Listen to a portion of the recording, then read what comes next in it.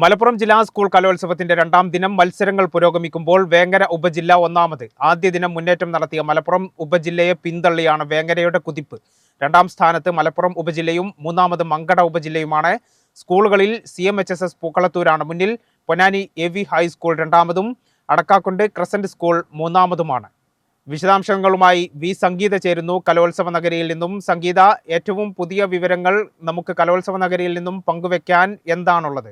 നമസ്കാരം. 35ാമത് മലപ്പുറം റവന്യൂ ജില്ലാ കലോത്സവം രണ്ടാം ദിനം പുരോഗമിക്കുമ്പോൾ 346 പോയിന്റുമായി വേങ്ങര ഉപജില്ല ഒന്നാം സ്ഥാനത്തും തൊട്ടുപിറകെ 344 പോയിന്റുമായി മലപ്പുറം ഉപജില്ല രണ്ടാം സ്ഥാനത്തും 336 പോയിന്റുമായി മങ്കട ഉപജില്ല മൂന്നാം സ്ഥാനത്തും തുടരുകയാണ്.